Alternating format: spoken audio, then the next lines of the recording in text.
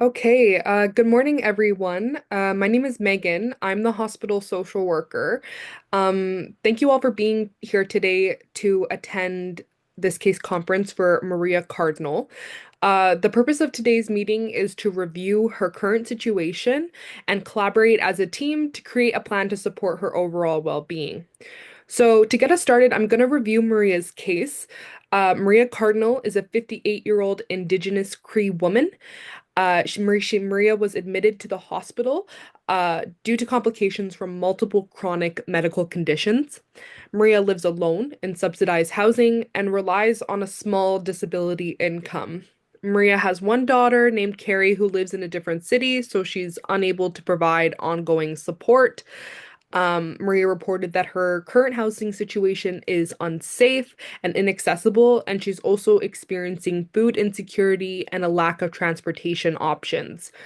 During Maria's initial hospital stay, she requested cultural support, which was not provided, and ultimately she reported feeling unheard by the care team and expressed her concerns before discharge. However, ultimately, we did discharge Maria, and she ended up returning with sepsis as her condition had worsened. So that leads us to where we are today. To get some more information, we did complete a biopsychosocial assessment to gather some more details on Maria's medical history, natural supports and environment, mental status, strengths and protective factors, risk factors, and formal supports. So during this assessment, it was revealed that Maria had had previous experiences of being mistreated in the healthcare setting, that she's strongly connected to her Indigenous culture, and that she became isolated due to living alone. So, despite all the information that we had gathered, from a social work lens, I feel that as a team we have failed and neglected in providing Maria person-centered and culturally safe care.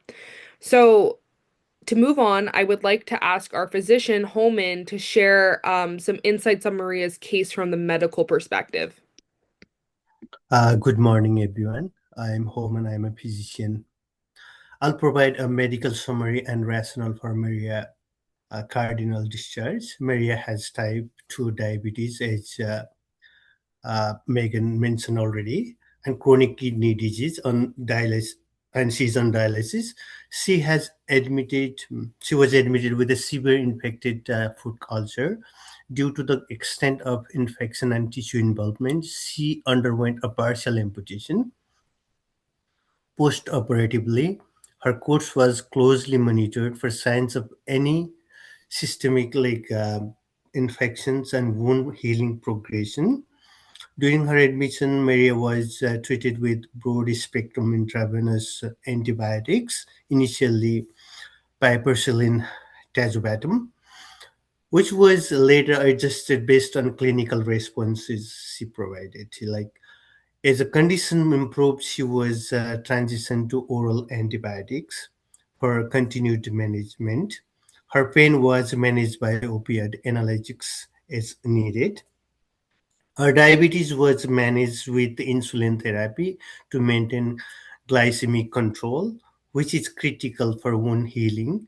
In addition, her dialysis schedule was maintained throughout her hospitalization.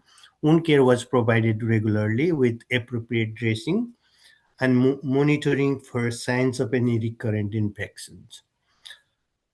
By the time of discharge planning, Maria's vital signs were stable. Her infection was controlled, and her surgical site showed no acute complication. She was tolerating oral medication, and her pain was adequately managed. There were no indications requiring further acute inpatient medical treatment. From a physician perspective, Maria met the criteria for medical clearance for discharge. She no longer required intravenous therapies, or I can say continuous hospital-based monitoring. I dis- a discharge plan was put in place, including prescriptions for oral antibiotics, insulin management, pain medication, and detailed wound care instruction. Follow-up care was arranged, including continuous dialysis and outpatient monitoring. A, a referral for home care services was also initiated to support wound management in the community. Based on her clinical stability and completion of acute treatment, Maria was deemed to medically prepared for discharge from hospital care. That's what I can say to you right now. Thank you. Thanks, Homan, for your insights. I'm thinking that now we should probably hear from Mildred, our nurse, as well as Susan, the OT, to understand how you both understand Maria's current situation and how your perspectives may differ from the rest of the team so far. Mildred, did you want to start? Thank you, Megan. From a nursing perspective, I agreed with the physician. Maria showed signs of significant clinical improvement. During my shifts, I observed that her vital signs have remained stable. Her pain had seemed to be managed, and her wound had been healing appropriately, and she was correctly taking her medications and set treatments. Because of these improvements, I believed she was medically ready for discharge. However, I noticed Maria was showing signs of anxiousness and repeatedly asking questions about her home care worries, though I interpreted this as fear of leaving the hospital and not concerns for her barriers. If I may, I did recall observing Maria during one of my shifts attempting to light a cigarette in her room. Based on that observation, I believe she was being non-compliant and not taking her health seriously. Looking back, I must admit I may have misinterpreted the situation now that you mentioned, Megan, that the page requested cultural support. She may have been performing a cultural practice, possibly smudging. Now knowing this, my assumption may have been unfortunately more of a personal bias that should not have affected my personal judgment. Before the discharge, I assumed Maria would be able to manage her wound care at home since she appeared to be medically stable.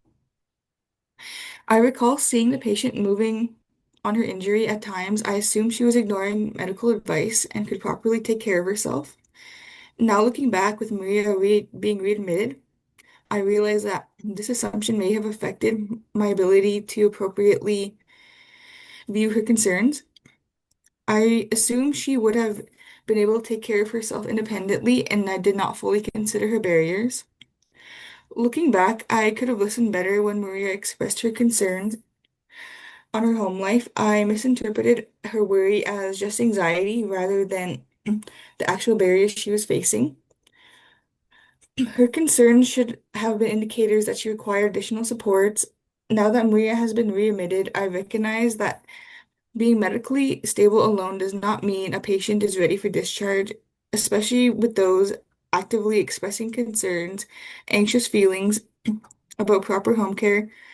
Due to not considering all of these factors and my own personal misinterpretations, I recognize that these may have contributed to an unsafe discharge plan. Thanks, Mildred. Susan, can you jump in?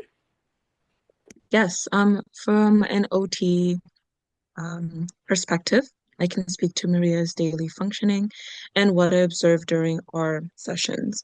My role was to look at whether she could manage the activities required at home after her partial foot amputation, especially with chronic pain, diabetes, kidney disease, and reduced mobility. During sessions, Maria was cooperative and willing to participate, but she fatigued quickly and needed extra time with tasks. She could complete some basic activities with prompting and support, but she was not constantly independent. Transfers, standing tolerance, and moving safely with the mobility aid were still difficult for her, especially when her pain increased. Before discharge, I would want to assess transfers, bathroom access, bathing, dressing, meal preparation, medication routine, and whether she can realistically manage wound care. Even if she no longer needs acute medical treatment, we still needed to know whether she could manage the daily tasks connected to recovery. And unfortunately, I disagree with the physician's statement saying that she's medically stable. I understand that she may be medically stable, but I would still have concerns about discharge readiness. In OT sessions, Maria showed that she could follow instruction, but her physical ability to carry them out was limited by pain, fatigue, and mobility restrictions. For example, I just have questions about if she'd be able to get to the bathroom without risking a fall. Can she stand long enough to prepare food? Can she keep the wounded area protected while moving around her apartment? Can she complete daily routines without contaminating the dressing or putting too much pressure on the affected foot? These details matter because they affect whether the discharge plan is actually workable. If these abilities are still inconsistent in hospital, then they are likely going to be even harder at home without support. And that's what I have for you as of now. Thank you. Thanks, Susan, and thank you, Mildred, as well. I feel like both of you brought up some important points that kind of give us a little bit more direction as we consult about Maria's case. And I also wanted to add that I appreciated that you both highlighted some of Maria's strengths. I feel like it's really easy for us as professionals when we're navigating cases to focus on all the negatives. So I think that's really great. And with that being said, we're not going to be able to move forward in adequately supporting Maria without addressing her social determinants of health. So, firstly, I question why her prayer request was denied. Though it may be difficult for us to admit as healthcare professionals, this shows that there were healthcare system inequities, racism, and bias that impacted Maria's success. We know that Indigenous people have been impacted by colonialism for years. So, yeah, I just question that. And, you know, has anyone thought that maybe Maria appeared anxious and resistant to change, which I know we've kind of described her as because she felt mistreated by our team? I don't know. I just want the team to think about that. And, you know, ultimately we need to look at Maria as a whole and understand her physical environment so that we can know how it ties into her physical health and healing. Um, Something I would ask is, have any of you thought that if there's no working elevators in Maria's apartment, how is she getting out to attend follow-up appointments? And how will she get to these appointments if she doesn't have transportation? And additionally, will she be able to heal properly if she doesn't have adequate nutrition due to food insecurity? We don't want Maria to return to the hospital. We want her to be able to continue aging healthily and safely at home. And this cannot be done if we continue to neglect the non-medical factors that affect Maria's wellness. So, as we kind of try to come to a conclusion and a solution, I would like to hear from Wendy, our case manager, to give us some direction on home care supports. Well, thank you, Megan, and thank you to the entire team. I definitely am feeling your concerns and I am definitely listening to your assessments. But from a home care perspective, I also have many concerns. So while Maria might be medically stable as presented by the physician Homan, I'm still concerned that she is not yet functionally or socially supportive enough to manage her home life. Home care can certainly assist with wound care, medication monitoring, health assessments, and coordination of different services. But there are important limitations that we do need to address. So, as our referral has been received, we are understaffed, meaning that initial assessment with Maria is still minimum 5 days out. So this means Maria could be discharged before we actually have services in place for her. I'm also concerned about several barriers that fall outside the scope of traditional home care. Maria has reported food insecurity, limited mobility, transportation challenges, and unsafe housing conditions, including broken elevators. So if Maria cannot leave her apartment, she may miss dialysis appointments, which are very crucial for her. She'll miss follow-up visits, which could miss, an infection in the future. And Not having access to grocery or medication could also be very detrimental to her recovery journey. So I think it's important that we recognize that providing written instructions alone does not ensure a successful discharge for our patient. Maria has repeatedly told us that she does not feel capable of managing her wound care independently. This is something home care can do, but as I said, her initial assessment is still 5 days away. So when a patient is consistently expressing concerns, we need to listen carefully and consider that those concerns are valid for her. So before leaving the hospital, if you choose to discharge before home care is in place, please make sure you walk her through the proper and efficient way to do that wound dressing until home care can go in and help her out. As the home care case manager, I would still recommend delaying discharge until comprehensive discharge planning is established. So I need to ensure that you guys are understanding that confirming home care services, arranging transportation ahead of time, and connecting Maria with community supports for food security and cultural supports are very, very important for her recovery, as well as maybe exploring housing options that are better suited to the mobility issues that Maria is now facing. So we want our goal to not be simply discharge Maria from hospital, but our goal should be to ensure she is remaining safe, healthy, and has the supports from the community to prevent future hospitalization. Thank you so much for bringing that up, actually, Wendy. The elevator issue is a major barrier. In hospital, Maria has already been having difficulty with endurance and safe mobility in a controlled environment. Her apartment building would create additional challenges, especially if the elevator was broken. I would want more information about her apartment setup, about the bathroom. Is it accessible? Is there clear pathways for a walker or a wheelchair? Does she need a shower chair, a raised toilet seat, grab bars, or other equipment? And does she have the space to complete wound care in a clean and reachable area? Which also brings up another one of my concerns, which is I am very concerned about the amount of self-management expected from her. Wound care is not just about understanding written instructions, as you have mentioned. She has to physically reach the area, gather supplies, maintain cleanliness, remember the setup, and complete the dressing changes correctly. In sessions, Maria has repeatedly questioned, um, she has repeated questions about how she would manage at home, and that matches what I've seen functionally.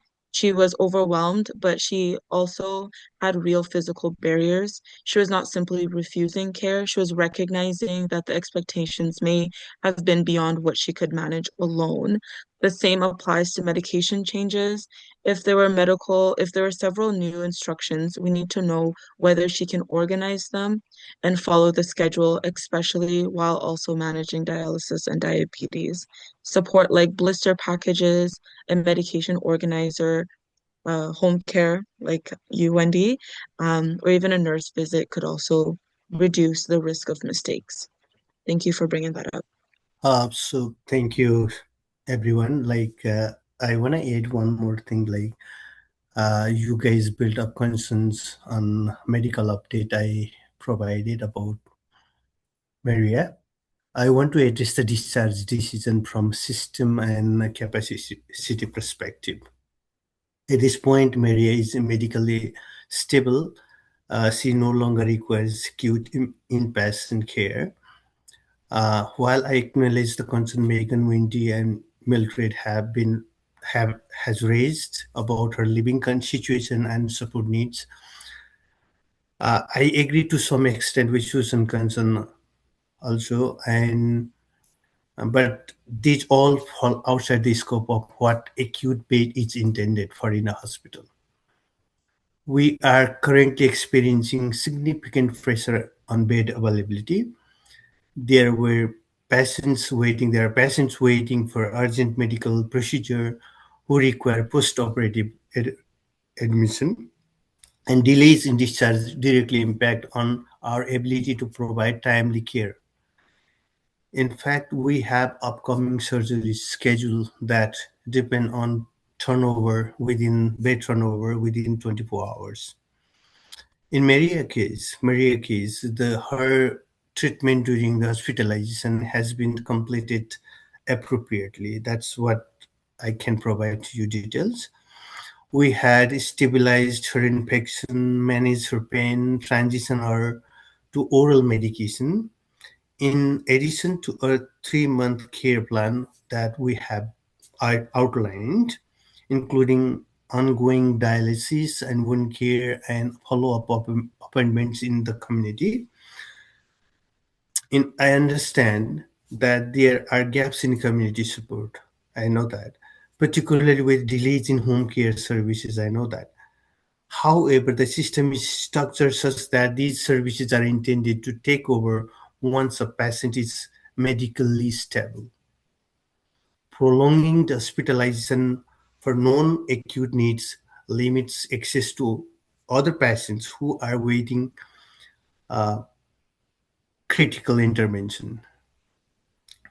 It is also important to note that remaining in a hospital doesn't necessarily improve outcomes in situations like this and may introduce additional risks, such as hospital acquired infection or further functional decline.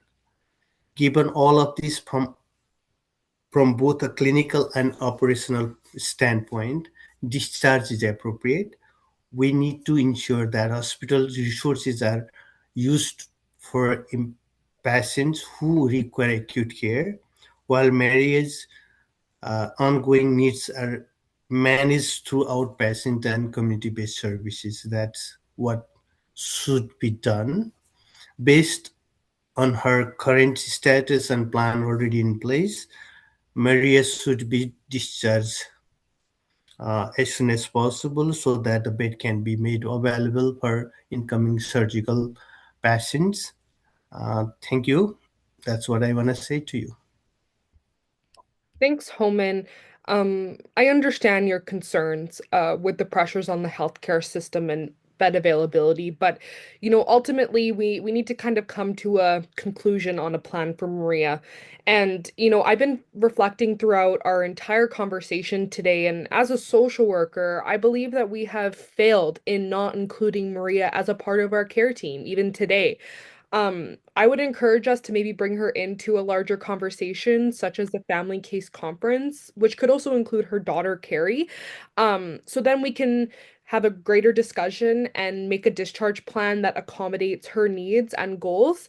And then we can also work to build on the supports that we know our community has, such as home care, to ensure that she can thrive and that all of her non-medical needs are addressed.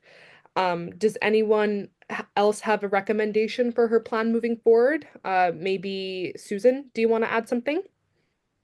Yes, my recommendation would be a clear discharge readiness plan. I definitely agree with you there, Megan. Before sending Maria home, that would include a functional assessment, equipment needs, a home safety screen, confirmed home care, and transportation planning for dialysis and follow-up appointments. I would also recommend documenting her OT performance clearly, her endurance, transferability, standing tolerance, and need for cues or assistance, and whether she can complete wound care related tasks safely. If those supports could not be arranged right away, I would just give me 1 second here. I would consider maybe short-term rehab, transitional care, or delaying a discharge until the main barriers were addressed. That's where I'm kind of, after reviewing everything, that is what my recommendation would be. Thank you. What do you think, Mildred? She requires definitely more home care support. Definitely a nurse should be helping her at her home. Before I end this off, I just want to add that because of my own personal biases and misinterpretations, this led to this whole situation, and my apologies on that. Thank you. No worries, Mildred. I appreciate you mentioning that. I know we've been talking a lot about home care, so Wendy, how do you think we should proceed? Well, as I said, the home care assessment is still 5 days away.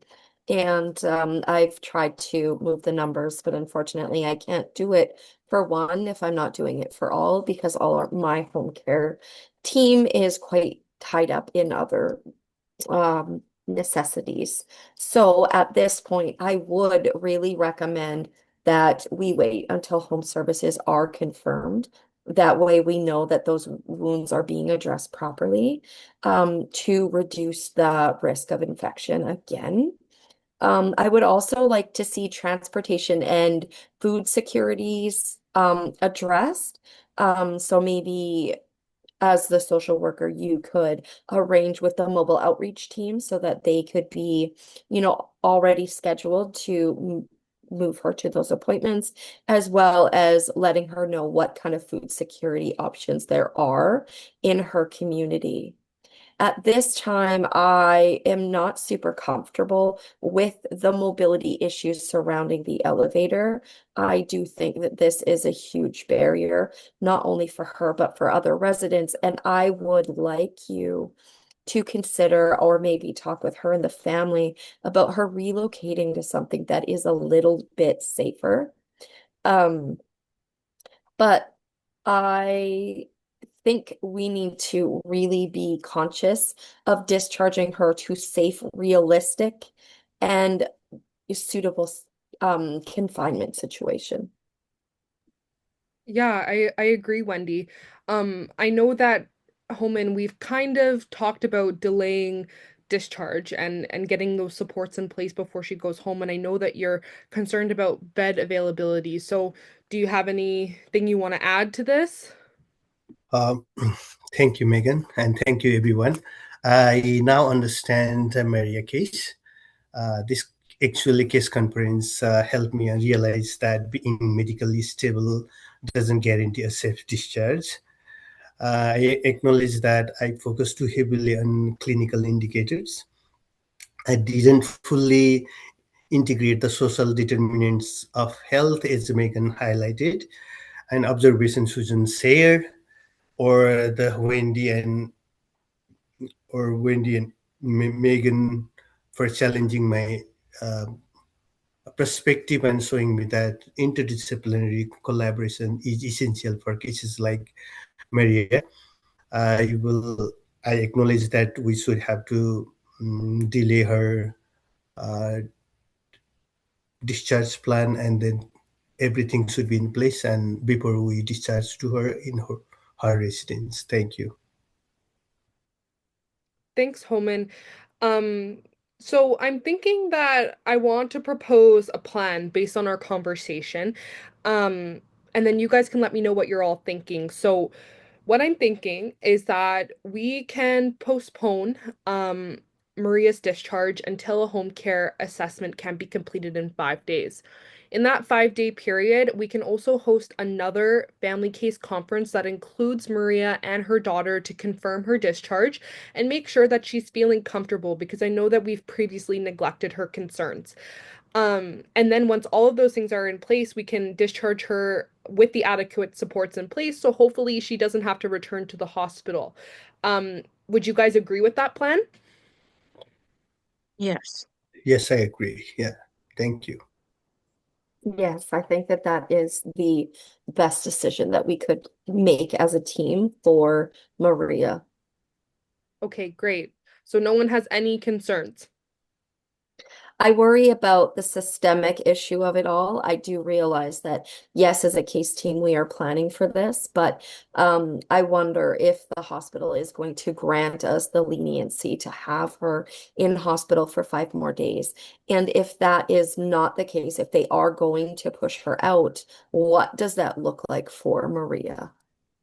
Yeah, you raise a good concern. I think as a team, if we're all committed to advocating for Maria to stay in the hospital, I think that there's strength in numbers and that we can make it possible. So I'm thinking that we can reconvene in 5 days on Thursday, at 1 p.m. uh, with Maria and her daughter to do another meeting, to confirm the discharge. Does that work for everyone? Yes, I can I, manage my time. I Yes, I also can take a look. I'll take a look at my schedule, but I think it should work fine for me. Me as well. Perfect. Okay. Well, I really appreciate everyone coming together today. I understand how busy everyone can be. So, yeah, I think that we have a good plan in place and hopefully we can make it possible. So, thank you all for being here today. thank you so much, everybody, for coming. Thank Thank you. you.